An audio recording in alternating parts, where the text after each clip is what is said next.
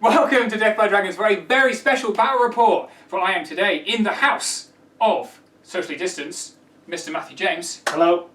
And we are here to play the brand new Magic Rules campaign supplement. It's called Halpi's Rift, but yes, that's what we're here to do. Let's plunge into Halpi's Rift.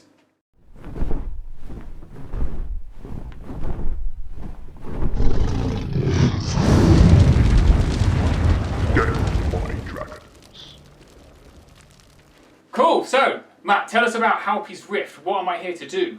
So the Halpi's Rift supplement is the next supplement from Mantic for Kings of War. Yep. Essentially it is a magic expansion, so there's a lot more crazy magical shenanigans going on within the campaign book. Cool, so the idea is this is not, let's be clear, this is not a tournament focused competitive play. It's not particularly balanced anyway. It is somewhat balanced. So yeah, it's essentially it's not been designed for tournament play in mind. Right. I wouldn't say it's completely bonkers to the point where it's not 8th edition Warhammer giant planetary spells. Nowhere near that. So essentially, what we've tried to do is introduce a bit more flavour into the game, a bit more magic, and you'll see how that sort of pans out as we go through this. The idea of Halpi's Rift is you play in different planes of existence. There's an abyssal plane, there is an Imperium plane. Imperium, yeah. Lots of different planes of existence. If you want to hear more about them, look out for the counter-charge interviews coming very soon. Yep. Which we might record after this, actually, if we're honest.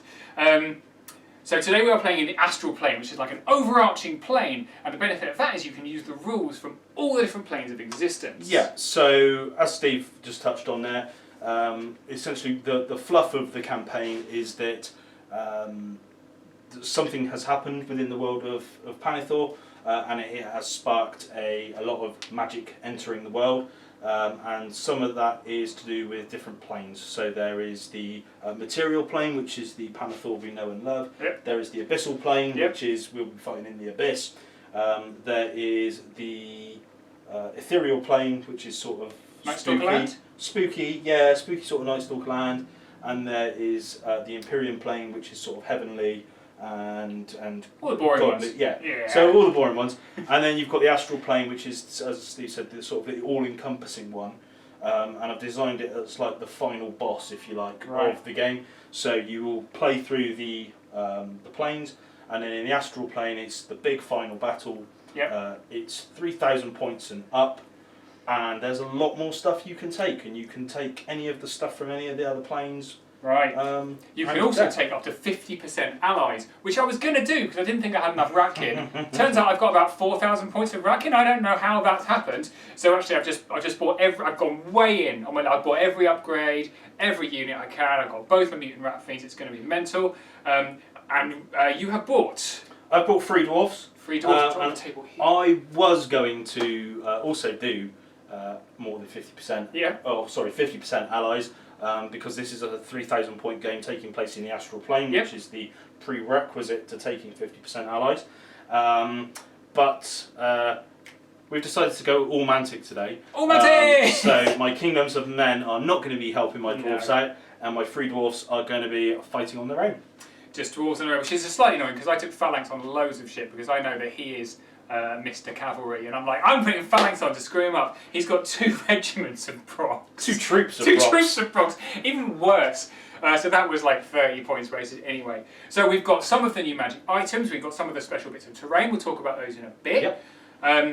We haven't decided what scenario we're playing yet. Is there a special scenario? We'll figure that out and update you in a moment. We'll do that in a minute. Yep. Alright, so let's have a look at the army lists. Okay, so a couple of things to talk about before I plunge into the lists. The first is that I've recorded this with Matt a couple of weeks ago, and Matt's at pain to point out to me that the version of the Halpi's Rift we're working on was obviously still a working version, so some of the naming conventions you see here, and possibly a couple of the rules, particularly on the channeling tables that I'll talk about in a minute, aren't possibly the final ones. So they might see some slight changes, but in general, everything we see is as it is in the book. All right. So as Matt mentioned, we are in the Astral Plane, which means we can pick and choose stuff from all over the supplement. So we've literally plucked things from all over the supplement in how we built our army. None of the new, so there are new heroes in the supplement, and there are obviously balance changes. We're not playing with those. We're playing with the existing version 3 units.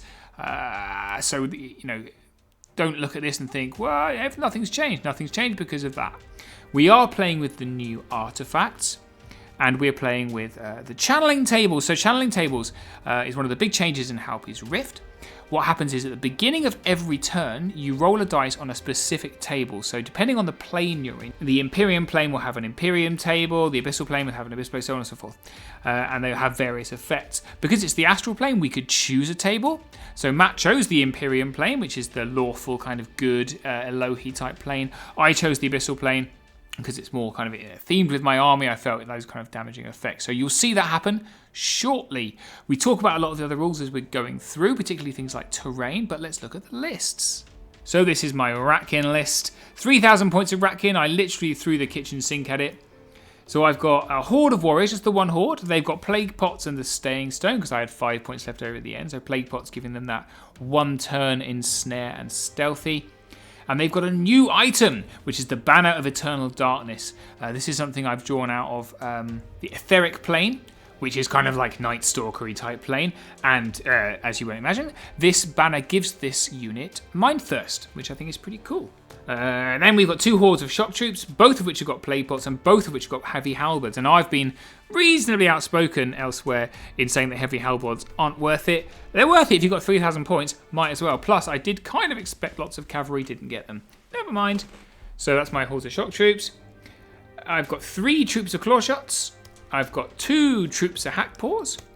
I've got 3 regiments of Vermintide. If you're wondering how I've come up with this army, by the way, and the strategy, this is the models that I've got. This is all the models that I have. I've got a regiment of tunnel. I do actually have 2 regiments of tunnel runners, but I couldn't quite fit the second one in despite wanting to. I've given them Brew of Sharpness because it's an Alex Q special. That's what you do. 2 Mutant Rat Fiends because I have modelled 2 Mutant Rat Fiends, and this is probably the only time they're going to get onto the battlefield. 1 Brood Mother because I couldn't afford more than one. Actually, I did afford more than one, but I wanted to take Warlocks because, having mentioned channeling tables, the amount of dice you roll on the channeling tables is equivalent to the caster number, so the caster level. So you add up the caster levels, and that's how many dice you roll. So my Warlock's a decent caster level, the Brood Mother is not. So my Warlock, I've given him something called the Wizard's Hat. The Wizard's Hat gives him +1 caster level, which means that he can take a higher level spell. So you can buy, your caster levels allow you to buy a higher level of spell depending on how many levels you've got. So if you're a level 1 caster, you can still buy the spell, but with less dice and with less money or less points. So if you're a caster level 4, then you can buy the highest level of that spell. It does cost the most, which is what I've done here. So the new spell I've got is called Mimicry, which is a bit like the old Spell Siphon. So I think it's an 18-inch range. I get to steal the spell from my opponent. And I got 4 dice on it because I am Uber. Then I've got another Warlock, and he's got Amulet of the Fireheart, which is, I think this is an item that they brought back, but it allows you to immediately cast another spell once per game. And he's got Bane Chant to add on to his native Lightning Bolt. He's on a Fleabag. I've got the Tangle. And I've got Look, the Demon Spawn of the EU. And he is brilliant. So I've basically crammed in all the special units that I can. I did want to put Mother Kryza in, but again, I dropped her for another Warlock with all the bits and pieces. So that's my Ratkin list. Alright, this is Matt's free dwarf list, which I have taken from the video, so there might be some small errors in here. He was going to send me the list, but then he had a massive proofreading job to do on a very specific Mantic thing, which I'm not going to talk about. So, here we go. This is what Matt brought to the table. So he had 2 regiments of free dwarf shield breakers, 4 regiments of free dwarf rangers, and it's also worth saying that we're going to go through these again as I show you the deployment, and Matt explains all of the rules again, so you're going to get it twice. If you're one of those people that needs repetitive things to learn, then this is definitely the video for you. 2 troops of Brock Riders, 4 regiments of Earth Elementals, so it's not hordes, regiments, 2 regiments of Mastiff Hunting Packs, both of which have got Throwing Mastiffs, a Greater Earth Elemental that he's upgraded to be Kragoth and Kolar. So this is the special. It gives him Vanguard or Scout, as it's called, gives him a bunch of rules. Now, look it up in the rulebook. Okay, and then we have, alright, so these are his casters. So he's got a free dwarf stone beast with Crown of the Wizard King. Now, if I am correct, I think I am, I think this gives an extra bit of range to spells cast on your own units. And he's got the Conjurer stuff and possibly Bane Chant. And this is where it falls down a bit because I think he had Bane Chant, not actually sure. And then he had another Stone Priest who he's given the Jewels of Channeling to. So this is a item that allows you to roll more dice on the channeling tables. One more dice, I think. Or possibly allows you a reroll. Not sure. And he possibly had Bane Chant as well. Yeah, you know. He had a Ranger Captain. Oh, I haven't written new items next to these, but these are both new items. So the Wizard's Hat is an item that gives one spellcaster level additional to whoever's carrying it. So this Ranger Captain, which is obviously not a spellcaster, is now a spellcaster. And he has taken the spell Wither and Perish, which is a hex type spell that does damage when it hexes, I believe. Something like that anyway. I think Matt's going to explain it in the next video, so we'll watch out for that. He's got a Dwarf Lord on Large Beast. He's got a Berserker Lord with Cloak of the Dragon Banisher. Matt's going to talk about it, but basically it gives you Ensnare against flying, anyone with fly, right? And he's also given him Blade of the Beast Slayer and mounted him on a Brock. So basically, this is the antithesis of my Demon Spawn. I definitely don't want to be deploying across from him. Guess where I deploy. I've also missed off. There was definitely an item because he had... I can't remember the name of it. Wherever the item is that allows you to deploy stuff first. Right, so he had stuff he could deploy first. So very quickly, before we look at that deployment, and you get these rules spelled out by someone who knows what he's talking about, as opposed to me, who knows nothing. This is the battlefield, and I can only apologise for the quality of this photograph. You'd think, if you're doing an exclusive preview, what you'd do is you'd do a proper video, you take proper photographs. Anyway, so apologies that this is the wrong way around. And also blurry. It's because I'm a terrible human being. So, very briefly, there's two height 6 forests here. There is a height 3 hill down the bottom. There is two pieces of difficult terrain. One is flat, one is height 0, I think. There's two height 2 walls, and then these two pieces of impassable terrain, one of which is height 9, one of which is height 6. They are special pieces of terrain because part of the rules in Halpi's Rift gives special rules to terrain. So this and this have got special rules, but we're going to talk about that in the video that's coming up, so don't worry about that. And the scenario is Salt the Earth. Now, obviously, the armies all over the board here, but very, very quickly. And again, this is not a great picture, and I can only apologise. And really, next time they should ask someone who knows what they're doing to do it. Please don't ask me again, please. I really enjoyed it. So, Salt the Earth as a scenario is very simple. It's very simple. It's similar to Pillage. You can claim objectives, but from turn 1, you can burn the objectives if you control them, apart from the central one. So this is the central one on this terribly taken photograph. This is the central one. You can't burn this one ever, but all of the rest of them you can. So there's one here on a hill. There's one up there behind the difficult terrain, which is where I always stick them in Salt the Earth. There's another one over there. There's another one over here underneath this piece of terrain. And then there is another 2, one of which is off the picture because, again, I'm incompetent. So there's 3 over on that side. But again, I'm going to show you them again in a video right about now. Okie dokie, so we have not deployed. These are just the armies laid out on the boards because I wanted to show you how many units 3,000 points can get you. Turns out, less than you think for rats because I've gone super elite for rats. So I've got 19 units to Matt's 20. And he's got the Scrying Gem, so that's going to be interesting. But we are playing Salt the Earth. We are, yep. Salt the Earth with the special condition. So Matt, what is the special condition for Salt the Earth? So whilst you're within 3 inches of an objective marker that has not been destroyed yet, your wizards can get 1 reroll per turn. 1 reroll per turn. And we also have some special terrain. So let me just quickly show you where all the markers are. I think I've probably done this on the voiceover, but just in case, we've got one on the hill over here. We've got one behind each piece of blocking terrain. One there and one here. You notice we've got a dark wizard on top of this piece of blocking terrain and a light wizard over here. Oh, nice. And then we've got one in the middle because that's the rules.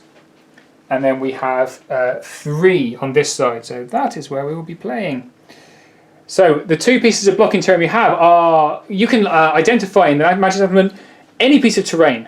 as a kind of special planar piece of terrain? Yeah, so each of the different planes so that has its own magical terrain to set the scene. So the abyssal terrain is very abyssal themed, and the stuff in the Empyrean plane will have its own theme to it as well. And so in this particular terrain setup, we are obviously playing in the Astral Plane, which opens it up to allow us to use anything and everything. To keep things simple today, we have just used the 2 pieces of blocking terrain as our magical terrain. So we've got the Obelisk of Damnation, which is the Dark Lord's Tower set from Mantic, up on top of my big rock there. And that basically gives any unit within 6 inches of it the Brutal special rule. Nice. And then the... You've already got Brutal on your elemental, haven't you? Hey ho. Yay! And then this one here is the Bard's Tap House. So that's the Temple set from Mantic. And that one you can't be wavered within 6 inches. While you're within 6 inches of it. Everyone within 6 inches of this is fearless. Everyone within 6 inches of this is brutal. Yep. Oof! So this is going to be quite fun. I just wonder, actually, if there is a possibility of getting a unit within 6 inches of both. I don't know. I think they're one of the hordes. No, I don't think so. Maybe orcs might be able to. Might be a stretch. They are only 20 inches apart, so yeah, a horde could potentially benefit from both special rules there. Let's give it a go. Right, so we need to deploy. We do need to deploy. That is usually the first thing you do in a game of Kings of War, Steve. Thank you very much. No problem. Not very good at this game. Let's get on with it.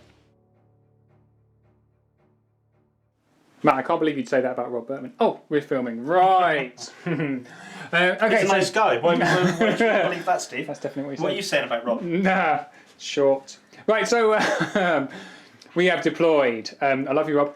And here we are on the table. So let's go through Matt's point first. So here, have the scrying gem and maybe deploy 3 of my units first. And I outdrop you anyway because I'm dwarfs and you're rats. That's how that works now. You designed rats. So let's go through your deployment. Over here we have... That's 4 regiments of Earth Elementals.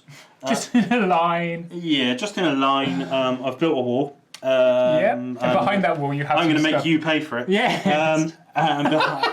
Behind that wall I have a King on Large Beast. That's him. And then I have 2 Stone Priests either side of that. One has some new fangled goodness, which is the... so playing at 3k. So in 3k games in Halpi's Rift, you can put 2 magic artifacts 2 items on a hero.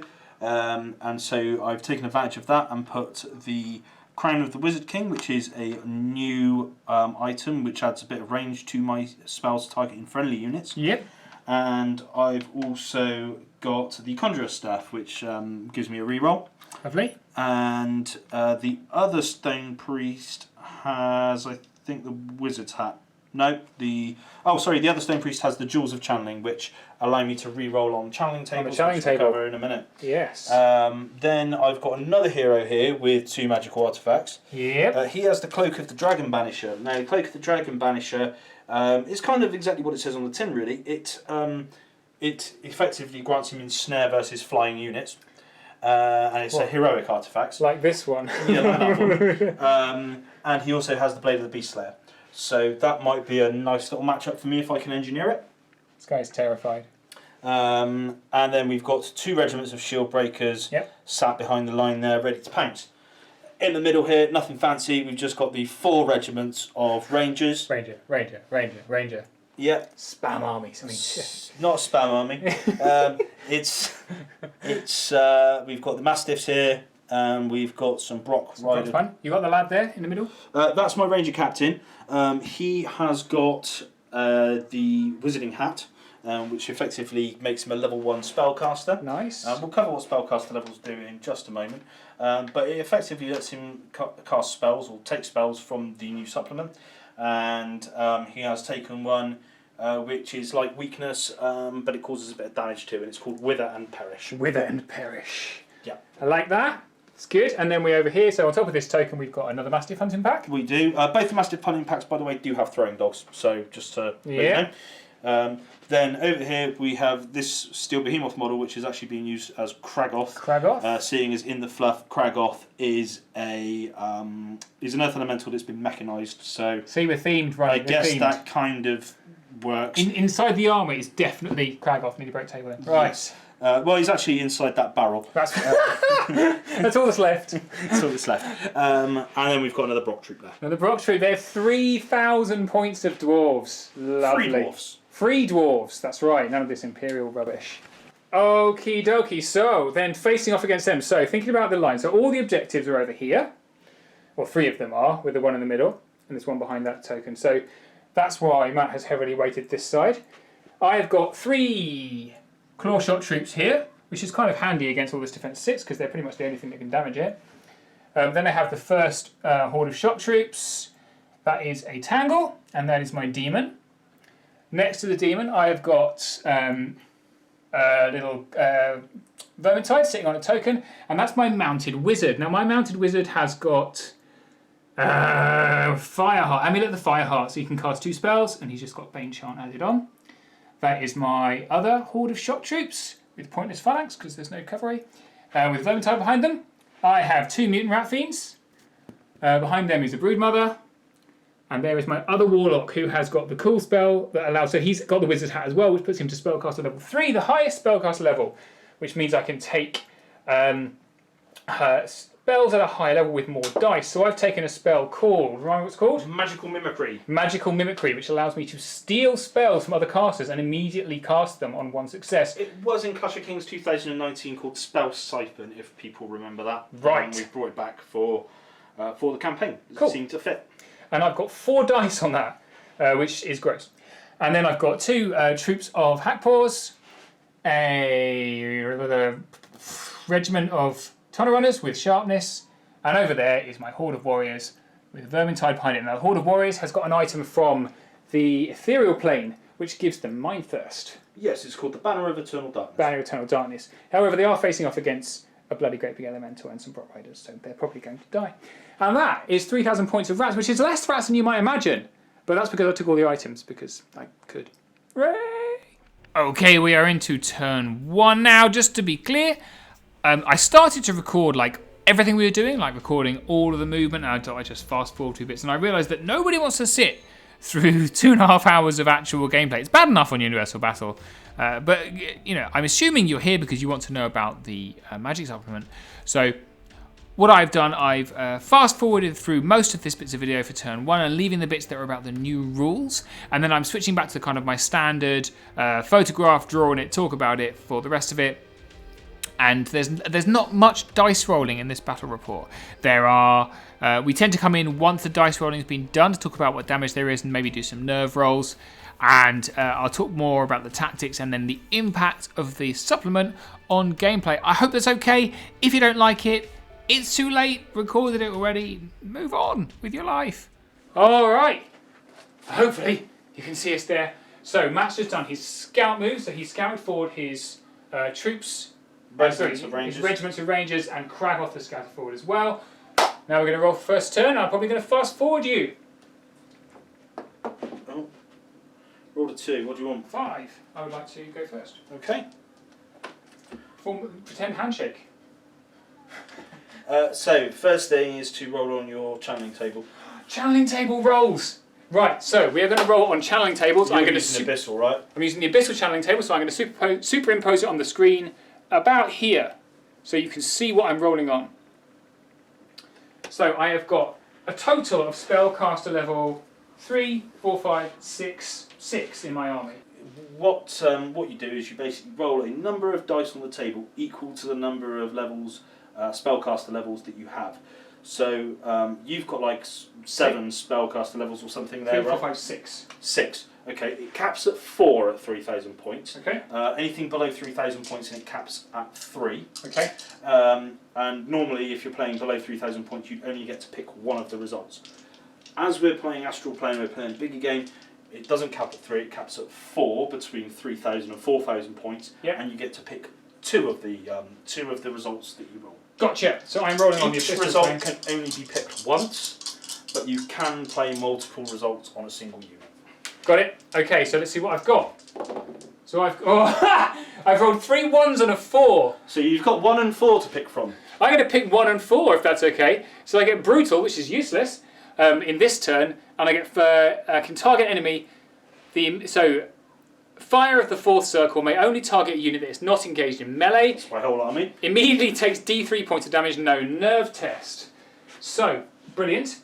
I am going to target it at...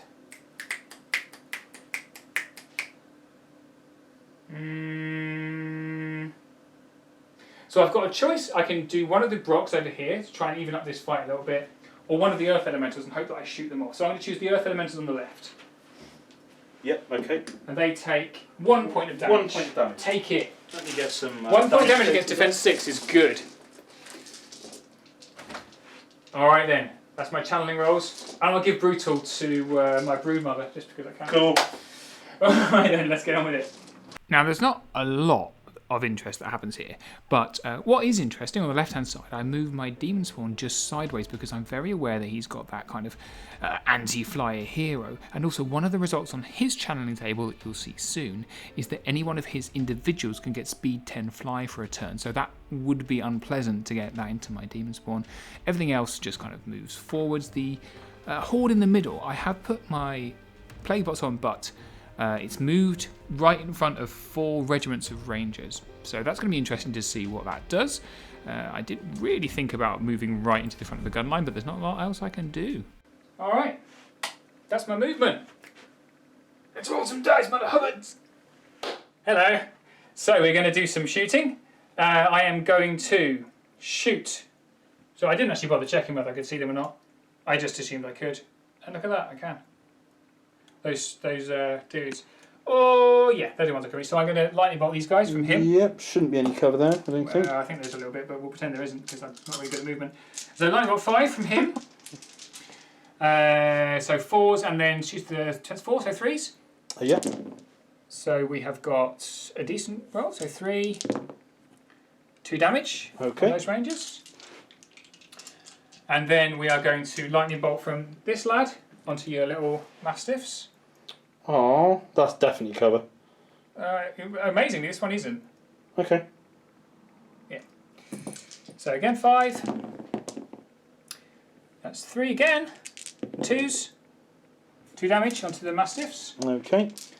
And we'll lightning bolt from the big dude onto those Rangers. 5. 3. I'm doing very well. 3 more, they're on to 5. Okay, and then we've got claw shots. So we're going for this left-hand Earth Elemental. So each of them's got 5 on 4s, pierce 2. Okay, so I presume you're bunging the lot at them? Yeah. Let's do them all together. It's not universal battle. So 4s. Take out all that rubbish. And the 4s. I've done 1 damage, everybody, from 3 claw shots. Alright. Absolutely useless. I could roll a double 6 and kill him. Twice. That's 14? No, that's 15. Yeah. Right, is that it? That is it. I believe it is. So we've used plague pots here. These guys have been snaring stealthy. So let's do Earth Elementals can't hurt them. Rangers. Yep. I rolled an 8 and 5. Makes 13. They're 14, 16. Nice. Little Mastiffs. I've rolled a 7, 9. Waver. They are within 6 inches of the unwaverable building. It's a new rule, everybody. So I don't know whether they are or they're not, but you certainly didn't break them. No. They're definitely in. And then that's it. Okay. Mr. James is rolling on his channeling table. Look at that nonsense. 1, 2, 4, and 6. So what does that give you? So I'll let you know what I pick rather than the whole thing. They're on the screen right now anyway, so don't worry about that. Okay then, fine. So 1's Radiance of Life. 4 is that was a 4. 4 is Heal D3. 2 gives me Thunderous Charge 1, and 6 allows 1 unit to ignore modifiers when shooting. It's only one unit though. I can't apply it to all my rangers, which Aww. does make me sad, admittedly. So what I'm going to do is I'm going to apply the Radiance of Life to a big unit somewhere in the middle. to these guys. Okay. So that drops them down to 4. After they move, but we'll let you do it now. Yeah.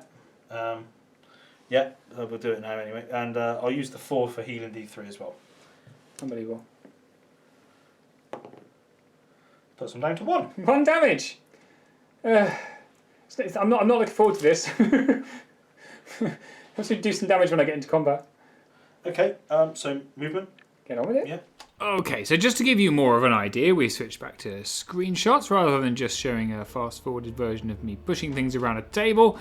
So on Matt's turn 1, he responded to my advance. So don't forget, these are my shot troops that I've pushed up here. These are all of his rangers. This is all of his range stuff here, which I rather foolishly just put a giant horde right in front of them. I had given them stealthy, so there's that. This is his super strong hero. So on his turn, these are all of his earth elementals. They just trundle forward because there's not a lot else for them to do, and everything else trundles forward with them. He doesn't move his heroes forward too far. I think he wants to protect his line, which is fairly sensible because realistically, these are the tokens, right? So he wants to be controlling those 3 and then win the center, and basically he's won the game. So all of his rangers stay where they are because they want to shoot without penalty, without movement penalty. However, this unit, this is what are they called? Dogs. Whatever they're called. They move up to about here, and the Brocks move up at an angle behind them so they can kind of threaten over this way. These dogs stay where they are because they're sitting on a token, which is exactly what I'm doing with my Vermintide over here. And then I've given him, I didn't put my plague pots on these guys. I left them as they were because I figured they could probably take 1 charge. So both Kragoth and the Brock Rider Regiment come in here, right? Which is fine by me because then I've got opportunities with my hack paws here, and I've got my 2 mutant rat fiends here. So these guys moving up like that means I can crunch into them around this piece of terrain here, and I can turn right once I've killed whatever I've killed, and then I've got all this stuff here.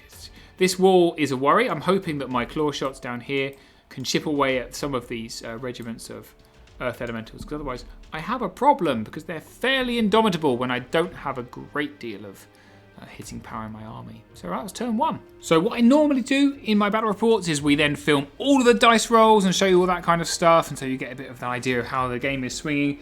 Because this is mainly about how the supplement plays and the difference it makes, I've not recorded the dice rolls, we've recorded the nerve rolls, okay? So we're going to go straight in and have a look at how much damage that gun bombard did on my units, and then we'll go from there. Alright, so not quite as bad as I thought it was going to be. We're up to a 9 damage, and we are a 22-24 because of all the rally. I think, yeah, they've got rally, have they? Who knows? I've got a list somewhere. You should have it off the Mutant Rat Fiend. Mutant Rat Fiend is rally 1, so yes, 22-24 inspired. So it's a double 6 to waver, isn't it? Yep.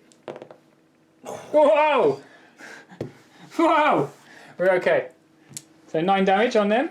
Yep. Do not like? That is the end of my... no, he was away. It's my end of my shooting phase. End of the shooting phase, correct. Brocks. So, here we have a horde of warriors who raise the token, therefore wasting your expensive units. But, no, go for it.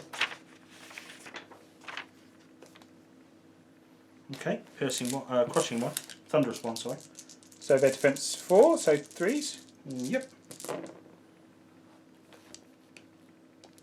How many is that? 7. 7. 7 damage, that's a bloody good start, frankly. And Kragoth has got 12. 6, 7, yeah. But he can't hit for shit. Oof!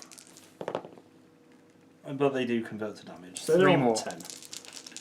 Yep, so we're up to 10 damage. No rallying, but you've obviously... And no Mind Thirst either, because I've not... Oh no, It's Kragoth's inspiring, right? right? So they're at 20-21, because I've got the thing. And they've only rolled an 8, so they're fine as well. Only just, to be honest. That's 18. Yep. Oof. We get to hit something back and then die next turn, so that'll be fun. Yes, they do. Over to you, buddy. Your turn 2. Turn 2 for the Noble Rats. I failed to mention the slightly important point, which is that I salted the token, we got assaulted, raised, got rid of the token on the right hand side under my warriors, which means that Kragoth and that unit of Brox are completely wasted, as that flank is now useless. So I was quite proud of that. Felt a little bit smug, not going to lie. And also, we have our channeling rolls. So let's have a quick look at the channeling rolls and where I stick them, which will be on the units that have already moved, which is slightly confusing. However, you'll see that in a second. Yeah, it'll be fine. Right, so channeling table roll. I've got... What is wrong with me? So I've got a choice of laughter. So brutal, great. And I've got fiendish frenzy. I can give a unit either elite or vicious. All right, so the channeling results I've chosen. I've got laughter of the wicked ones, which is going brutal to these shock troops. Yeah. There we go. And I've got fiendish frenzy, and I'm also giving them elite. Yeah. So so there we go. That's not 15 damage. That's just their channeling results. Good. Okay, that's channeling done. Let's have a look at the moves. So on the right-hand flank here, my warriors countercharge the Brox because, frankly, I have no chance of doing any damage to Kragoth, but the Brox are defense 4, so I might be able to do some damage. And then I've got my Vermintide here. I'm just going to book it over here because they are also now useless. And then I had 2 Hackpaw troops. Now there's a token here underneath these dogs here. So I've sent 1 Hackpaw unit up here. Now it does run the risk of these guys coming out here and throwing dogs at me and possibly killing me. But I thought I'd take that risk because of this piece of terrain. Everything here is fearless, right? All this is fearless, which is great. So I sent my other Hackpaws into these other dogs up here because we're both fearless, but hey, let's go for it. And I think I'm multi-charged. Yes, it looks like I'm multi-charged with the Mutant Rat Fiend as well. So they are, I mean, I'm not necessarily certain to die, but I've got a good chance because I've sent my shock troops hindered into this Ranger regiment here. What I want to do is to kill the dogs, overrun with the Hackpaws to stop these Brox coming into my flank here, which means that I can then kill these Rangers here, even hindered, I mean, I might do. And then turn to face these guys here. That's the idea, and I've still got my Mutant Rat Fiend. So, although these are very, very heavily wounded now, heavily wounded 9 damage. On the left-hand flank over here, so I've moved up onto a piece of terrain. I think I've used my Plague Pots on these guys, and I've said basically, come on then, Earth Elementals, you can charge me, I don't particularly care.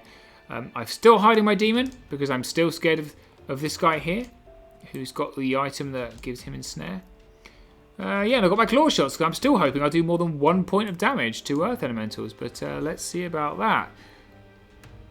Oh, that's the only other thing, is obviously I bought my Vermintide, I've got a Broodmother. I made a mistake with the Broodmother, I moved her into the woods, and I wanted to bring her up to inspire all of this, but I realised I couldn't, because I put her in the woods, so she can't move at the double, right, so she's stuck. So instead I've got my casters, and I think I'm going to try and shoot off this unit that lost all its damage last turn. Anyway, let's have a look at what happened after we'd rolled the damage. Okay, so we have shot all 3 claw shots into these golems that wouldn't die. I've done 2 more wounds, everyone. 2 more wounds, claw shots, OP. We cast weakness from the tangle onto these Earth Elementals, and then all 3 lightning bolts went into this unit, put them up to 6 damage. What can you do? I then used one of the special items. So I used Amulet of Fireheart. So I lightning bolted and then immediately Bane chanted. So that's my 1 shot, which I failed with 3 dice because that is my life. And that, I believe, is the end of shooting. So let's do some melee. You may wish to do nerve rolls, Steve. Nerve rolls! Let's do those. I can kill these with a double 6 now. Oh, you kill them with an 11. Twice. Oh, that's not it. Not an 11. And then these guys, so that's got 6 damage. 6 and 9 is 15. Wavered? That is a waver, yeah. Yay! And that's your lot. That's it. All right, good. Well, fine. I've done something. Okay, so Steve put Hackpaws and a Mutant Rat Fiend into my Mutive Mastiff pack. And they started the turn on 2 damage, and they're now on 7. And he failed to break them. And what makes things even worse for Steve is the fact that they are still within 6 inches of this this piece of terrain which says you can't waver. And here's Steve's reaction. Not very happy. Right, so we've done 6 wounds on the Rangers, so it makes it 7 with Brutal. I rolled a 10, and I rolled a 9, which puts them to 16. And they're 15, 17? They're 14, 16. So they're dead. 9 and 6 is 15. 9 and 7, though, because it's brutal. So they are dead. Oh, very well. Hooray! Who's about to gloat again? I mean, he's still going to gloat because they're still going to charge me. Should we redo that bit? No, it's fine, it's fine. So, I've just rolled, I rolled ridiculously high with my warriors, hitting on 5s, 25 attacks, 6 damage, and then I've rolled a 9, killing off Brock Riders with warriors on the first go. Legends. Legends! I mean, pointless, there's nothing here. But there you go, Kragoth can have them next turn with his 10 wounds ensnared. Go for it! You'll go, mate. So, channeling rolls. We've got 2 6s, a 4 and a 3. So no, one of my Stone Priests has the Jewels of Channeling, which lets me re-roll one of the results. So because I've rolled a double here, before I even look at what they do, I'm going to roll that one. So I've got... So is it once ever? No, it's every turn. Every turn? Yeah, it's a really good item. Wish I'd taken that. Yeah. So, I've got some options here. Right. So like Steve did last turn, I'm going to play both of my results on the same unit. Yep, seems sensible. That is going to be this unit. The unit ranges. So I'm going to take the 6 there, which ignores any modifiers when shooting. Okay. Seeing as your play pots are active, that makes sense. And I'm also going to use number 4, which heals D3. Okay. So I'll roll my D3 now, see what we end up with. And I get 3 back. This Invincible Ranger unit. Invincible Ranger unit. Yep. Didn't know you were playing Trident Rail. Alright then, let's get on with it. Okay then, a dwarf response. So, on the right hand flank, nice and simple, is that Kragoth went into my warriors, who have dispatched his Brock colleagues quite against anybody's expectations. He hasn't moved his dogs here. I think he can see me. Just a corner. Maybe he can, maybe he can't. Who knows? We'll find out shortly. The Mastiffs here have countercharged into my hack paws. He's taken the very easy flank with these Brocks into my shock troops, my already wounded shock troops. And since that flank was available, he's taken 1 regiment of Rangers into them. Because that's probably all he'll need, being frank. That is hindered. But he wants to use his other 2 to shoot as much as possible here. So I think he plans to shoot and then surge, right? So he wants to surge as much as possible. So he's moved forward all of these elementals. He's still got his shield breakers here. He's still got his horrible hero waiting for me to... I think what he's waiting is... Because, it's very easy for me to jump over, isn't it, into any of these spaces. And what he needs is an individual then to come in. So he's keeping him as kind of backline flyer defense, which I think is very sensible. He's also got this particularly scary Lord on Large beast here waiting to jump in. And he's got, I'm sitting on a token here. He's got a token there. And there's a token there. So, yeah, at the moment he's got one here and I've got one here. There isn't one here anymore. So 1, 2, 3 to him. 1, 2 to me. And then I've got the middle one, which is here. So I've got Mutant Rat Fiend on at the minute. So it's all going to come down to this middle one, which is what often happens in Salt of the Earth, I find. Let's find out. All right, so we've just finished shooting. We got some shooting damage. So quite interesting. These guys who had all the modifiers, so they removed. So my play pots are useless against them. They did more wounds than the other guys. So these guys are up to 6. And then he surged his Earth Elementals into the unit, which is pretty cool from this guy over here. And he just made it, but he had another one in reserve. And then all the way over here, a little bit more shooting. So the Mastiffs threw their... They did their load, did 2 wounds onto my hack paws, and then he rolled a 7, which is normally enough to waver them, but he's by the special terrain, which means there's no waver, so I am fearless. So they're going to get it in the face next turn. Yay! So now on to combat. Yes. So now we're going to delete my units. I do have one more shooting attack. Okay, what's he going to do? Which is this one, which is his Wither and Perish from the Ranger Captain. So exciting. Which I'm going to cast on these guys. It's like damaging weakness. Damaging weakness, yeah. Let's go for it. Let's roll it live. So he gets a hit. A hit? D3? Isn't it? Or damage? Yeah, D3. And I roll to damage after. So 2. I get 2 damage. 2 damage, and they have got weakness. So they are up to 11 and about to get killed anyway, so it doesn't really matter their weakness. But anyway. Right, let's go, guys. So, blah, blah, blah, blah. Let's do combat. So we have taken an absolute... Imagine that. Brock's in the flank, kill them. Who knew? So there were lots of damage and he rolled 4, which is not enough. And because I messed up, I put my broodmother in the woods to protect her. I couldn't move within inspiring range this turn. So we have lost my unit of shock troops. All that phalanx. All that phalanx I paid points for. See, this is why phalanx is useless. I said this in the Ratkin review. No one listens. No one ever listens. Right, you've got Kragoth to do now. Beg pardon. And you've got these Earth Elementals as well. Oh, you need to reform. I completely forgot to move my shield breakers as well. Oh, yeah, you're winning, so no. So all my chaff has become thick chaff all of a sudden. So again, 2 wounds from the Mastiffs onto the Hack Paws. A 7, which wavers them. But of course they're next to the special terrain, so not wavered. Yep. So for you. And now Kragoth. I completely forgot to fucking reform them. Hey, look at this cheating. I'm going to talk to the rules about this. Just that. I'll let you. That's all it is. Anyway, well, I've just forgot that I had ensnare, but it doesn't matter. So we're up to 10 wounds here, but no waver. Thank God. And then Kragoth over here. Put the warriors up to 12. But they are also okay in this entirely pointless combat on a side of the board nobody cares about. So it's now on to my turn 3. Great. So that's some channeling rolls for my turn. Okay, finally. So I've got 2, 3, and 5. Fear of the Flame, Headstrong, and Fury.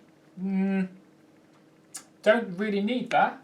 Horrors of the Abyss, -1 to an enemy is good. And 5 is Elite and Vicious. So I'm going to use Horrors of the Abyss and Elite and Vicious. Okay, where are you putting them? I will tell you when I've decided what I'm going to do. So, Okay. I hope this isn't too confusing for people, jumping between combats and not showing the dice rolls, but I thought it might be a little bit more kind of fluid, a quicker battle report, rather than sitting through 2 hours of me just rolling 41s. So, turn 3 for the Ratty Rats. So obviously on the right hand side we countercharge with Kragoth, because why would we not try to delay this killing machine for as long as possible? And then we take the charge here into these dogs. I think they did try to shoot me. I think maybe we didn't record it. I think they did try to shoot me last turn and failed utterly. Possibly, who knows. Anyway, so I took that charge, hindered as it is. We just need to kill this token. And I countercharge here with my incredibly resilient Hack Paws. So, looking at the middle, I need to do something now. I need to do something to sort it all out, because I've got so much stuff that's just sitting there annoyingly. So, Brock's here. I am slightly worried about this Brock troop, but I think 2 Mutant Rat Fiends into 1 Ranger Regiment will kill them, and that will allow me to reform. So I plan to reform this guy this way and reform this guy this way. I think I can take a Brock in the front onto my Mutant Rat Fiend. And likewise, so I've put my Vermintide, hindered, but I don't really care, into that regiment of Rangers. Because just to hold it up, really. So if they're gone, they're neutralised, then my Mutant Rat Fiend, and these ones neutralised, my Mutant Rat Fiend is now looking down here at all of this stuff, which is, slightly worrying, still hanging around in the background. Because the only choice I've played for ages around with this Demon Spawn. This hero is the anti-flyer hero. He's still here. The only choice I have is to put both the shock troops, which are really wounded, and the demon into these earth elementals to try and kill them, because my claw shots have been useless against these other earth elementals. He's still got 3 regiments just wandering up the field, and all I've got against them is this stuff. So they're about to die. He's about to get this hero onto him. I've got a Vermintide sitting on a token here, and I've got a Tangle, and that's all I've got.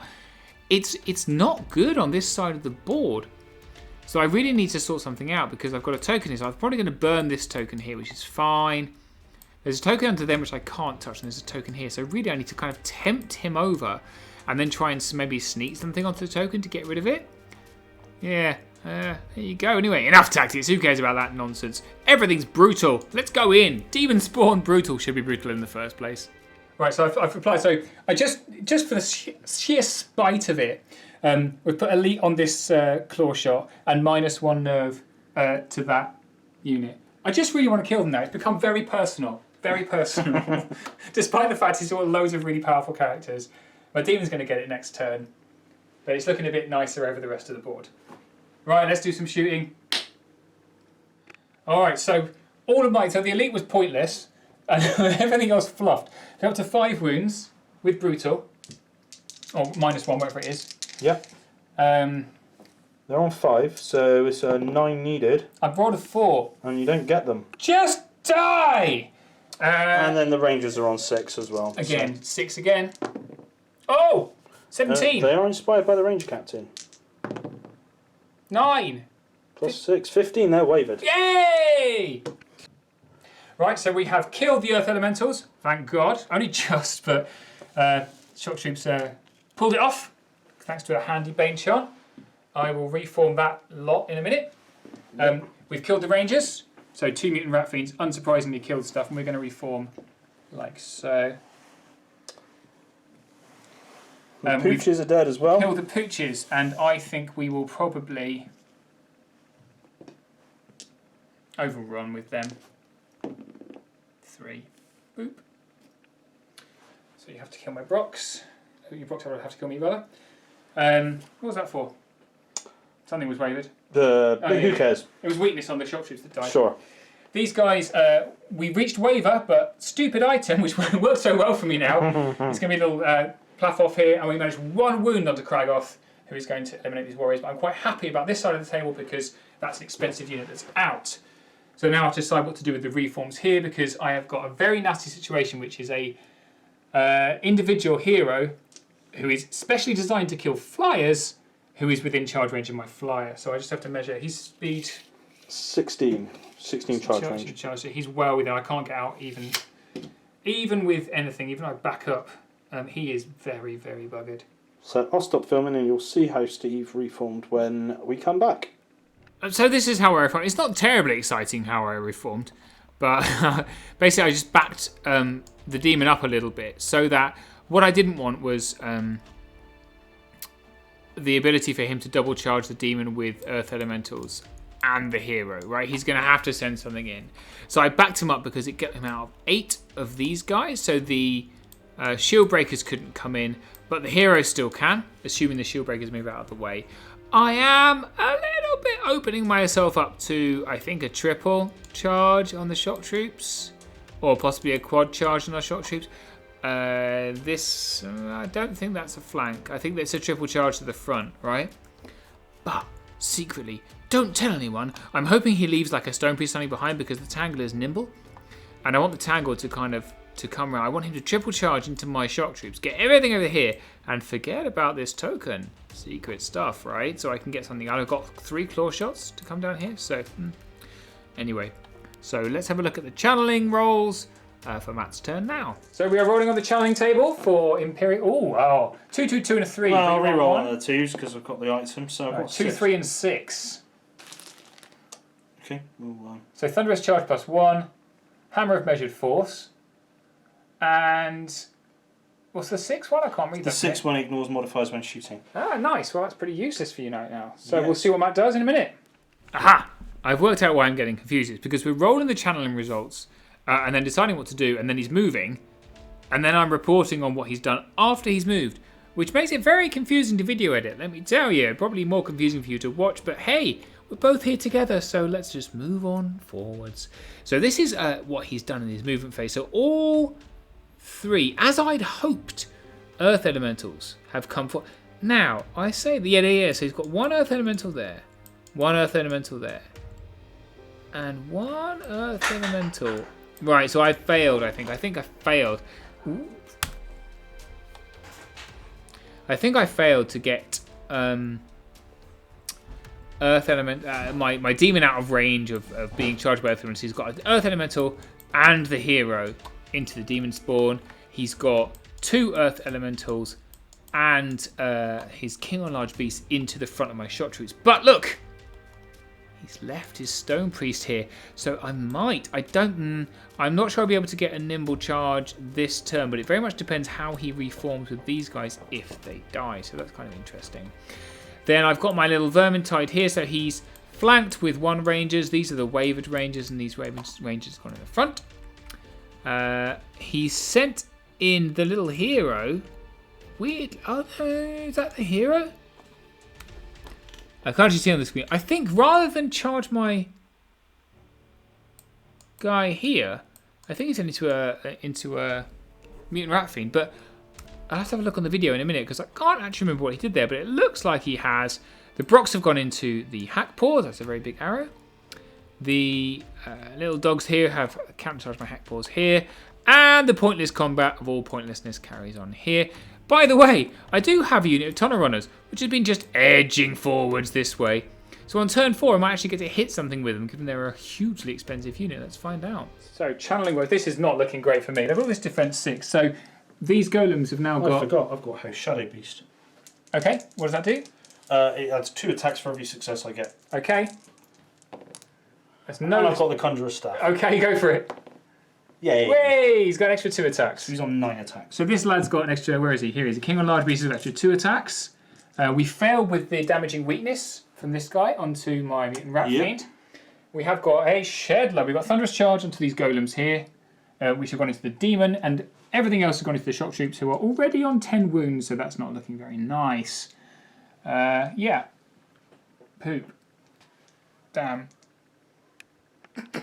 Get on with it. So the Wall of Steel has taken care of my shock troops. I was about to take out. There's a lot of damage there. They were on double ones, and they did not get a double one, despite inspiring, and all that rally. They have... they've gone. So we've got a nasty Wall of Strength 6, and I've only got 1 punchy unit left. Still got these shooting lads, though. Come on, lads. You can do it. Over here, so the Brock Lord didn't really do much to the Mutant Rat Fiend, 4 damage. However, those Vermintide, unsurprisingly, are completely dead from a flank from shield breakers. Brocks to the front of these guys totally messed their dice. And went up to 3 damage. So they did 3 damage, and then we rolled a waiver. And obviously we're next to the piece of terrain where there's no waiver. So they're still fine. At least I can kill some Brocks. And over here, sadly, the dogs managed to kill these guys, so that's not much fun. And of course the warriors over here have also died. They're up to 18 damage and didn't... Mind Thirst didn't help them. It made them last a bloody long time, though. So it's up to my turn 4, and there's too much stuff left on the board. Urgh.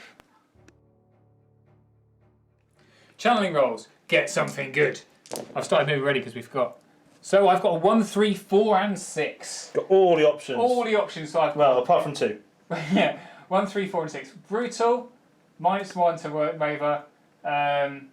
Immediate D3 to somebody that's not in damage. And Abyssal Vengeance. During the opponent's next turn, if the chosen unit suffers a rout result... Ooh!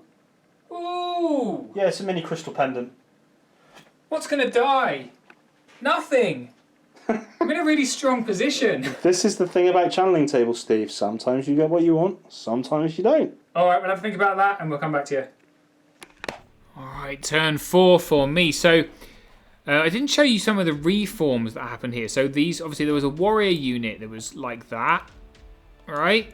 And all these guys were against it. So there is a unit of Earth Elementals here. These guys reformed like this, so he wants to get a flank in, or a surge flank, or something like that. He's got his Lord and Large Beast facing this way. And he's got the last Earth Elemental that's going to come down here and try and get rid of some of these claw shots, which is fair. I think he's forgotten about the scenario a little bit, because you'd want one of them on this token here. So I have done some sneaky shenanigans myself. I positioned my Tangle, so this Lord and Large Beast can't see him, literally line of sight down there. And I'm hoping I can finally shoot off these Earth Elementals, because if that is the case, then I can definitely get my Tangle up here to this this token, and then either raise it or get rid of it or whatever. Then I finally got my Tunnel Runners in. So Tunnel Runners and Mutant Rat Fiend have both multi-charged the Brock Lord. Now it's not guaranteed to kill him. He's a tough MF, but I'm doing my best. And the other, so thankfully, these Hackpaws, I mean, this piece of terrain is way overpowered. It's ridiculous. The old Bard's Tap House, but you know, if you put chaff near it, it's just ridiculous. It all becomes thick. And so these Hackpaws haven't died to Brocks, so the Brocks have got a flank from my Mutant Rat Fiend.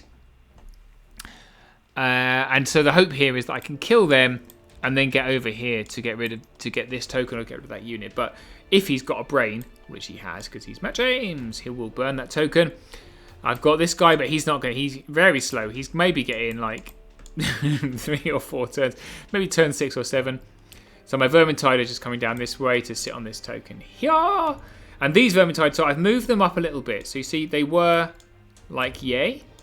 And I've moved them up here because Brock Lord is fast. And I don't want him to be able to charge me and then get this token, right? So I'm still within 3. So if I choose to burn it, I can. Yeah. And then I've got my Warlocks. I do have Warlocks kind of wandering around. And they're kind of my magic-y guys. I'm really, really keen. He's got a cool spell. And I really want to steal it. He's got that damaging hex spell. So, and this is my Warlock's got the Steely hex spell. The Steely spell cipher. So I kind of want to get within there. But what I'm really interested in doing is getting rid of this ranger unit that I've just shot at and shot at and shot at. Turn after turn and will not die. So I'll be focusing some fire on them. Alright, so we're starting to film the nerve rolls now because it's getting very tense. So I put both my channeling rolls onto this unit to give them an immediate D3 damage, which was 1, because I suck at rolling, and -1 to their nerve and waver. I then fireballed them for 1 damage. Correct. I've shot them again for 2 damage. What the living... And then I have lightning bolted my whole wad into these rangers. He has blown his wad, ladies and gentlemen. And they've taken 5 damage. Correct. So, Earth Elementals, they're on 9 damage. 9 damage, effectively 10 because you've got the +1. And yeah, so you're going to need a 5 with a reroll there, Ben. That's cocked, so I'll reroll it. Not really want it's to. It's a 5, but okay. Okay, 7. Yeah, so reroll, please. 6. Oh, he's got him. Yes! Yes! Die! Die! So that wouldn't have happened without channeling tables. And finally, these rangers who also deserve to die. Yeah. I've rolled a 4. 15 waver. Yes, it is a waiver indeed. Everything's fine, lads. Everything's fine. I'm really happy. Alright, so Demon messed his life up here, and he's going to get splatted next turn, even though he's only on 3 wounds. He's very dead. Never mind. Well, we have now killed the Brocks, so they're gone. Goodbye, Brocks. Yep. I'll decide what to do with them later. Probably now, actually, before this happened, because I've just killed this Ranger Captain as well. So he is gone. Berserker Lord, but still, okay. You've killed him. You said Ranger Captain a minute ago? Right, damage. So we'll back up the Tunnel Runners. 1. Which is what I needed to get out of the charge range of them, the Shield Breakers. Yes, it was. Which is too early just as well. I can still hit double ranger, and I'm going to overrun. I mean, I don't really want to, the Mutant Rat Fiend, but I'm going to overrun into these rangers and try and kill them. Okay. It's an auto, so. Yeah, because then I think that's fair enough. So auto overrun, boop. Here I am. Boop. If I kill them, that's great. There you are. If I don't, then at least I'm blocking stuff up, and I can charge you next turn. Gotcha. And I've got another Mutant Rat Fiend who, of course, is going to. He's out of change. Those cheese speed 6. They are speed 6, yeah. Oh, I don't really want to be recharged by Mastiff Hunting Pack, to be honest. And they're flush against the building there. Nimble? Sorry? Nimble? No. They're not nimble. No. Let's overrun these dudes then. 4.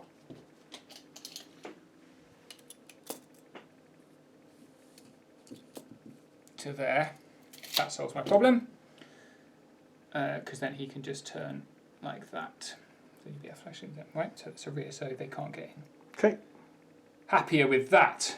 So let's do this. We do it live. Come on. Let's do it live. 10 attacks on 3s and then 2s. Yeah. Could be bad times for the Rangers. Where are we going to put it? Put them in there. Okay, that's 7 hits. Vicious. Oh, 6 wounds. Okay, put them on 7.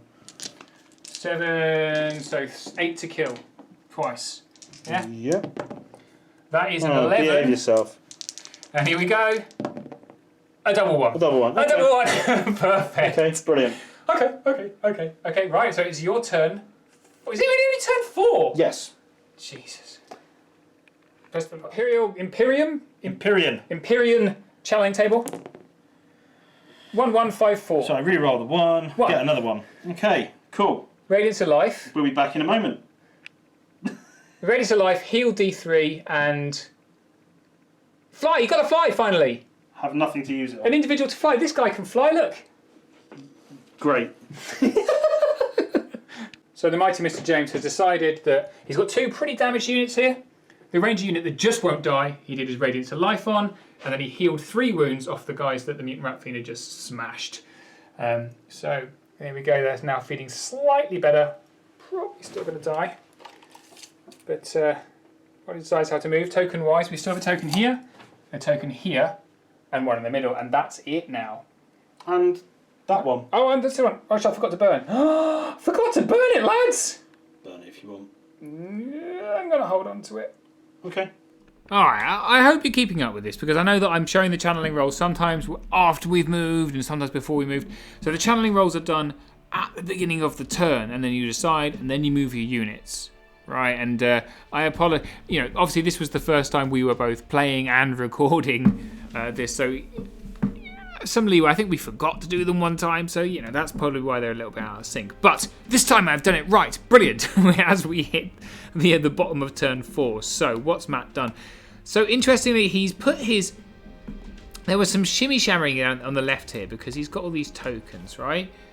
There's one here, and there's one here, and I've decided not to burn one here, which I think was frankly a bit of a mistake.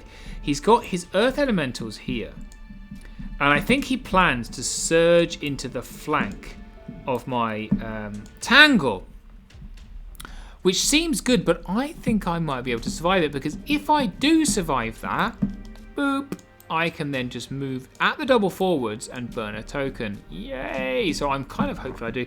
We shall see. He's taken his Lord into the flank of my Demon and the Earth Elementals into the front. To be fair, he did see this. And he had and ahed about it because these guys, these shield breakers, he could have kind of shuffled them, but they're so slow.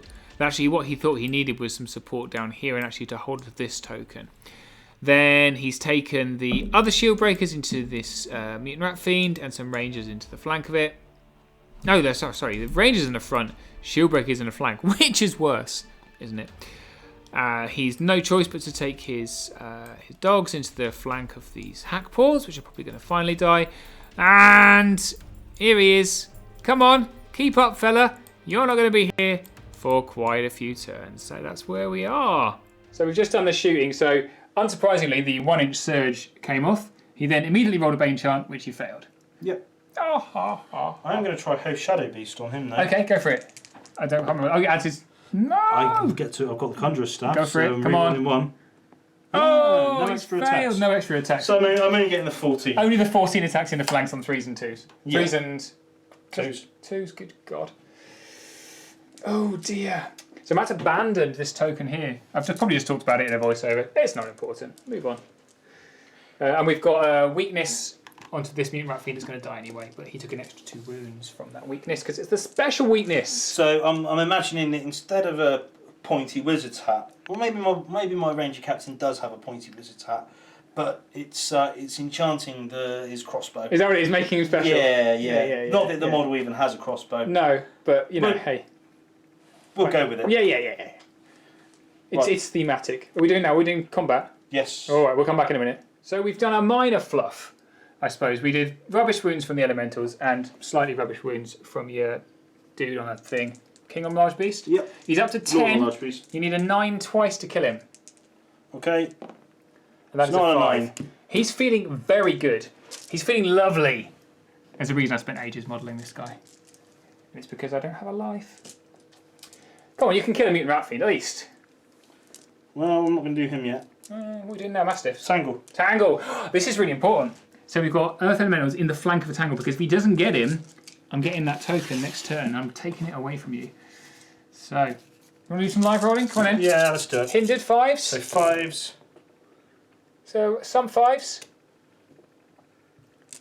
Quite a lot of 5s. More than enough. Holy What's his defence, Steve? 4. 4, so 3s. How many have we got? What, 7? 7 wounds? 6, sorry. 6 wounds. 7 with brutal. So you need a 7 twice. Okay, this is Oh, big. is he? Yeah, he's not within 6, so 7 twice. Is the Tangle itself inspiring? Yes. Okay. That's a 7. That's And a enough. 3. He's feeling great, so I'll put his 6 wounds on in a minute. And let's go over and do some other stuff. Okay. Alright, so the centre's collapsed slightly. Mutant Rat Fiend took 19 damage and then didn't get double 1, so he's dead. And the Mastiffs in the flank of the Hack Paws killed them. So we are looking. Wow, look. We'll see what he does with his reforms, but I've still got 2 hammers. I've got mastiffs in the rear if I'm not careful. So there is that. Cragol's having fun, just chilling. And he didn't kill my thing, which you've already seen. So you can do your reforms. Yes. Okay. Okie dokie, this is how we reform, which is pretty much the only sensible thing to do, because if you've got, there's a mutant rat fiend here and there's this ridiculously strong unit here, what you want to do is prevent a double charge, right? So I could double charge them into here, right? So I'd have one like that and one over like that. But these rangers then will be at liberty to charge. Yeah. I can't double charge here. Everything's hindered, although I've got Strider on the Mutant Rat Fiend, but these guys are definitely hindered. I wonder. No, I'm hindered anyway because I'm on the corner there. Anyway, whatever. On to turn 5. Let's have a look at the channeling rolls. Channeling rolls, here we go. 1, 3, 4, and 6. So brutal, -1 to enemies, nerve and waver. D3 immediate damage. Oh, and it's the mini crystal pendant again. What's going to die next turn? Nothing. Again, the demon will. Maybe. Well, we'll see what I do in a minute. Alright, so Matt's little gamble didn't pay off here on the left. So he really, really hoped that these Earth Elementals would kill the Tangle, and they didn't. So the Tangle has now whooshed forwards, and I can now burn the token and get rid of it, which is fantastic for me. The Demon Spawn, however, is not feeling quite so healthy. He's got these Earth Elementals in the front and this guy in the flank. I need to decide which of those I'm going to go. So I think I choose the Earth Elementals just to get rid of them because they are unit strength. Or do I? I clearly do. Because he's facing that way. I wonder why I've done that. Maybe I'm an idiot. Who knows? Anyway, I've kept these guys here. God, let's hope I remember to burn this token this turn. Vermintide here have come forward because they just want to sit on that token. So you can see here I've put this marker to show that's the front arc of the Mastiffs. Just so I'm just out of the front arc so he can't charge me, which is just as well. And then I put my Broodmother right in front of them because I've decided you can just charge me. I'm going to try and drain life and try and kill them. If not, you can charge me because I don't think he can rotate past them. And then I chose to split my forces. I tried to disorder as much as possible. So I've got the Mutant Rat Fiend in here, and I've got the Tunnel Runners to obliterate the Shield Breakers here. Because I'm after this token and protecting this token. This one is gone. I think at the end of turn. This one, I can't remember what I do with. Yeah, so anyway, I've still got 3 claw shots. Come on, lads. I think I'm going to get Earth Elemental, but anyway. Okay, so Steve has given the Tunnel Runners Brutal. Yep. And if I kill this guy next turn, I'm taking D6 hits. So, and those are resolved with Piercing 2. So there we go. We shall see what happens. Alright, so the claw shot. Oh, I didn't shoot 1 claw shot. Okay, live rolling. Live rolling. Should we shoot? What's the stone piece? I'll be on 5s. I suppose we'll be right. Yeah, be on 5s and 3s because they're defense 5. Do it anyway. I think they're defense 5. I'll double check when I haven't got a camera in my hand. Alright, so 5s quickly. 2. And 1 wound. 1 wound, I would and I'll roll his nerve. What's his nerve? 11, 13. I know his nerve. He's alright. He's alright, okay. Okay, so now we the other 2 claw shots are on these rangers and put them to double 1 town twice. That's a 5. Yeah. And that's a 9, so they're gone. They are dead. Bloody long last. Finally. They should have died 3 turns ago. And then we've drained life these lads. Yes, you have. And yeah, 11, 13, so... They're currently just a 13. Yes. So they need a 9 to kill. Correct. That's a 6. 11. Sorry, not a 9 to kill. It would have been 8, but it's not an 8 anyway. 6, 7, 8, 9, 10, 11. 11. Yeah, they're fine. Were they 11, 13? Yeah. That's broken. Anyway. Whatever. Not bothered. Was I not bothered? Not bothered. I'm a little bit bothered. That's everything for ranged, isn't it? Yeah, so you may be noticing a slight lack of units around this area. So Mutant Rat Fiend killed Rangers, Tunnel Runners killed, Siege Breakers, whatever they're called. Didn't wave them, so that's fine. Just reform those guys. Like that. So I didn't even need their Brutal. Demon killed elementals. Yep.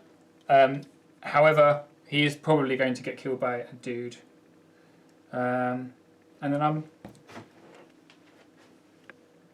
taking... No, because you're surging to my flank. I'll take that one off. Okay. So currently it's 2-1, and it's your turn 5. It is. Good luck. Thank you. I'm going to need it. Oh, channeling rolls, channeling rolls.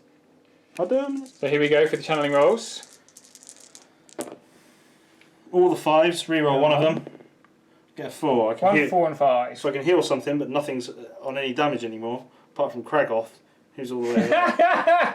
He's got 1 damage, you can heal him. What does 5 do? Flying. A flying 5 hero. is the flying hero. I mean, you could fly someone around a bit. And that is bloody tempting, actually. You fly a stone priest. Yeah. Possibly. We'll have a little think and come back. Okay, so it's not now, amazingly, looking very strong for Matt. So he's got some problems, right? So the brutal aura around here has really had quite an impact because I've kind of hung my troops. I didn't let him pull me on away from that. I kind of forced the combats into the aura around here, so that he got brutal as well, which is fair enough. But he was already brutal with his earth elemental, so I got brutal. And what's meant is there's been a bit of a swing now. Okay, largely because I managed to get my hammers in as well, which was kind of cool. We know what's happened on the right-hand side here, and this token has now gone over here. So I keep forgetting to tell you when he's destroyed them, but that one was destroyed when he realised I could get a mutant rat feeding into there. So as soon as he's done that, so sorry for not telling you that. I haven't destroyed this one, which was a mistake. I think I definitely meant to on the last turn, and I completely forgot. I got my move forward here, so I raised the token. That one's gone. That was my plan, which worked very, very well. So don't forget, these earth elementals flanked me, and then I didn't die, and so I just moved at the double and got rid of it. And I was hoping to tempt this earth elemental onto my claw shots, who are still sitting here. But you can see what he's done is he's turned them. He's turned them to face this way, and he's got double surge. So he's got 1 stone priest here, right? And he's got 1 stone priest here. So he's managed. Is that a stone priest? I think it is. So you can see this stone priest here. He's got Radiance of Life, I think. Well, whatever. Anyway, he's used the light speed special rule to fly his stone priest over here. So he's now got 1 surge from him and another surge from him, and he's hoping to surge them over here because I've only got 1 unit strength. He's 2 unit strength, right? That means he gets that token. I've got this one because he can't get his elemental in, and this one is looking very shaky. Very shaky. So I think that's all the tokens that are left. Yes. So he needs to hold on to this one. He needs to get this one, and then he wins. I've pretty much got that one because I've got so much unit strength here. Yeah, very interesting. These dogs won't die. Again, because of this terrain. Very interesting. So, rules coming to effect. Let's see how it goes. So, playing for the draw. This is Matt's turn 5. He has... I've given up on the win. I've given up on the win. We healed Kragoth. Yes. He's going to burn that token into the turn. He's given flying to this stone priest who's flown over here. He needs a 6-inch surge off of 16 dice. That's very achievable. And then he can claim this token. And then I somehow need to kill a unit of earth elementals in one go. Not going to happen. Correct. Off we go. Nervous. Right. Surge from this guy first. Yep. That's a lot. Oh, look at that. Brilliant. That's it. He does it on his own. So Is that all 8? Yep. Mother Hubbard. I'll do it over here. Here we go. That's 6 forward and another 2. You are now within an inch of the token. I'm proud of you. So the question now is, actually... What's your other surge you're going to do? Well, no, this is the thing. He has got things he can do, because this guy is in combat here, and he has Host Shadow Beast, which gives me the option to give him extra attacks. But I'm just wondering what the arc of fire is on those claw shots at those earth elementals. We can have a look at that and come back in a minute. Okay. So he's made it on the first surge, but just for, surety. To get out of the arc of So if you're within an arc of 2 claw shots, we're going to surge again. Do 7. How many have you done? Only 3, which is perfect. It puts me smack bang on the token. So here he goes with his further 3 inches of surge. Here he goes. Boo! Is that the only... Oh no, you've got to kill this lad now. And you've got Mastiffs over there. Yep. And I've also got weakness with damage. Come on! So I'll ping that out of the thingy. Brood Mother. Yep. And you failed twice. Failed twice. He's not been very good today. Okay. I haven't stolen it either. I really wanted to steal that spell. Right, so melee. Let's do Quaragot. No. Let's do this one. So 3s and I think 2s because he's not counter charging. He's still got it's fresh charge. So that's nice. And that's pretty 4 much damage. okay. 14. So puts him on to 14. And he's a 95 twice. Is a 3. So you brutal. No, that still doesn't get it, does So it? 4. It wavers me. Okay. Cool. Okay. Of course, Tangle's going to pop over and give him Fury. Sorry? Fury Aura. Oh, okay. Yeah. The Fury Aura from the Tangle. So, okay. Let's see what the Mastiffs can achieve. Mastiffs, go on. Kill something. Brood Mother.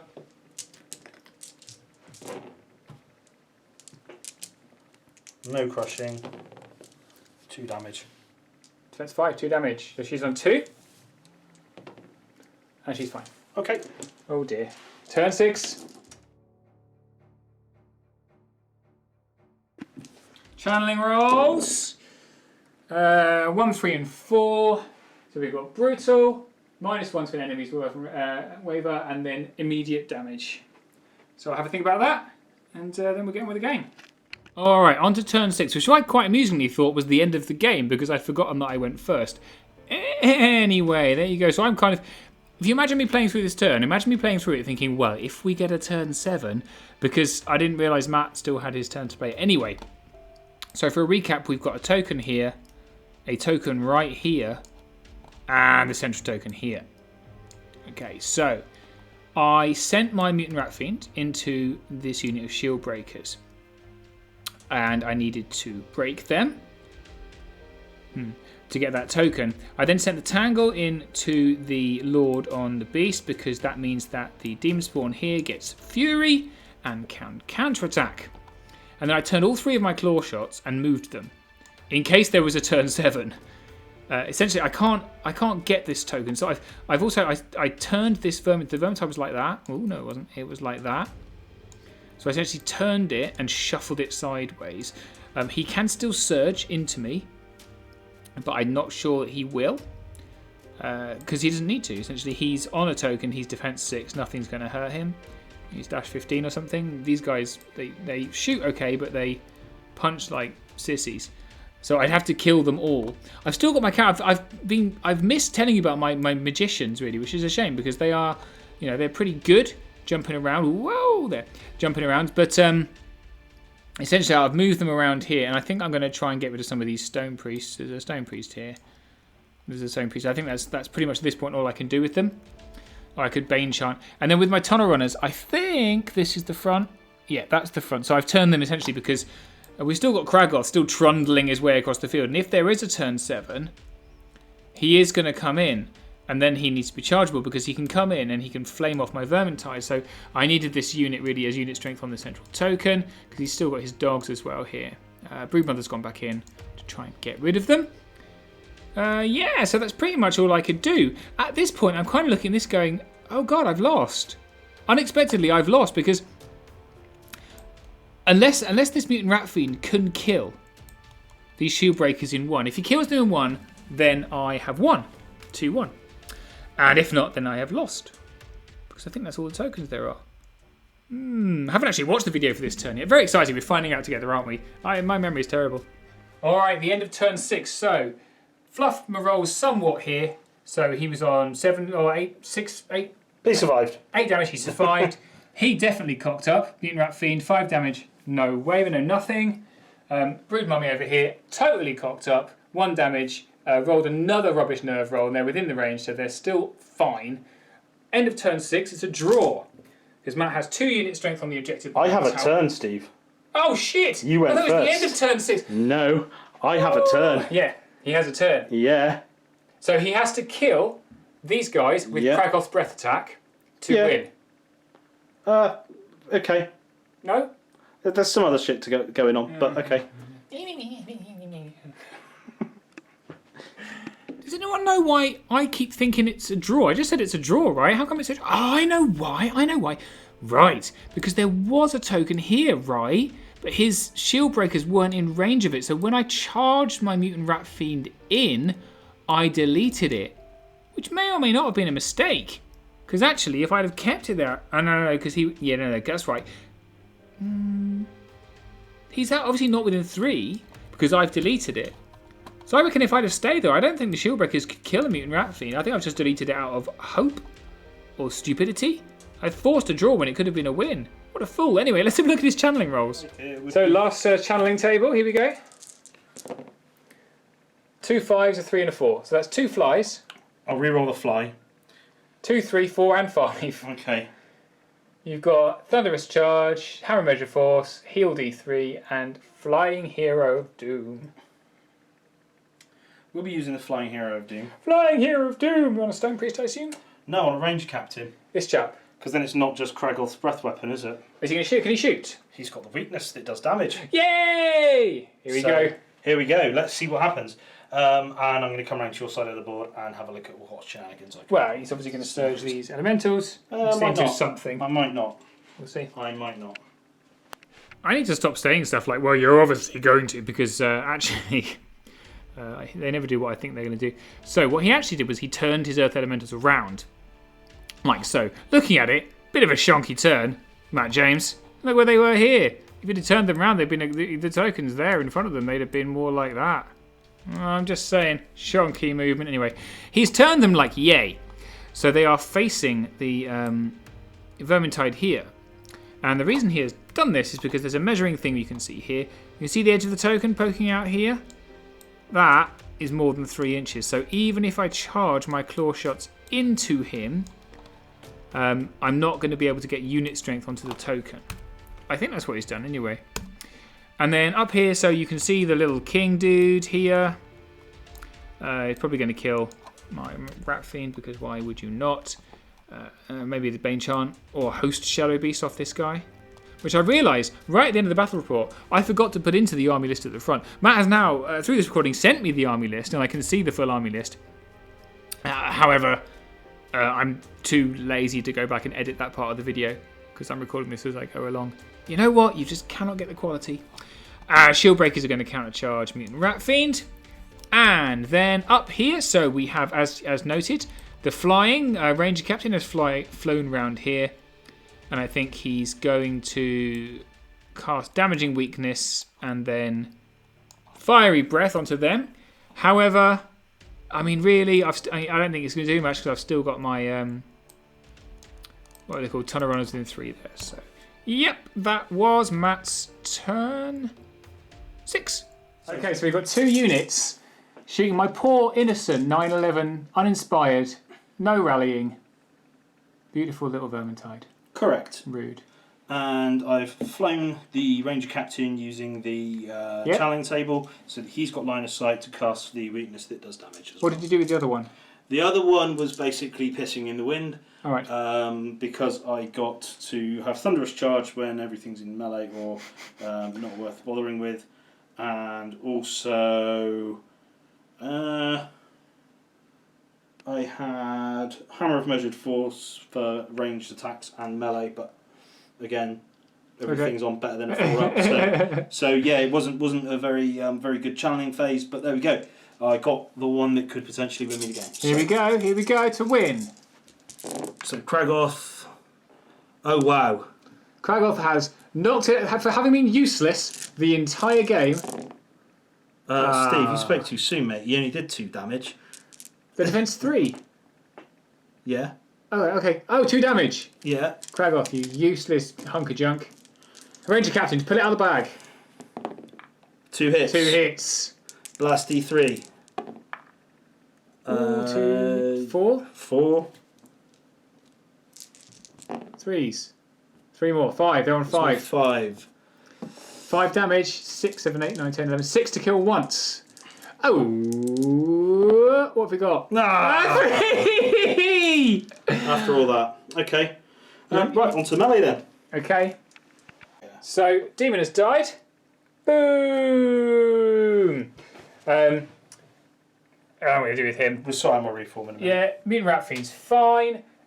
Amusingly, Vermintide fine. So we are calling it there at a turn 6 draw. So we have 1 to Matt, 1 to me.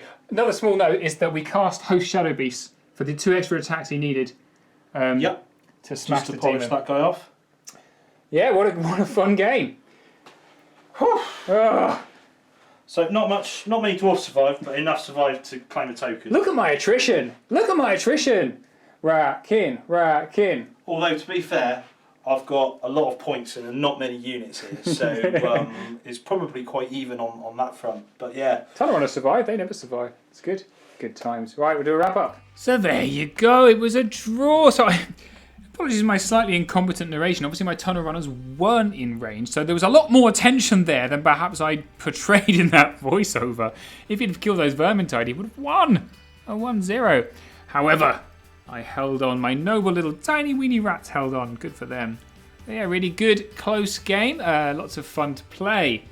So, on to our thoughts about Halpi's Rift. What do I think of Halpi's Rift? We were going to do a wrap-up together, but then I said, you know what? Let me do a wrap-up of my thoughts without Matt here, so that I'm not like just being nice if he's in front of me, although obviously he will watch this and I will see him again.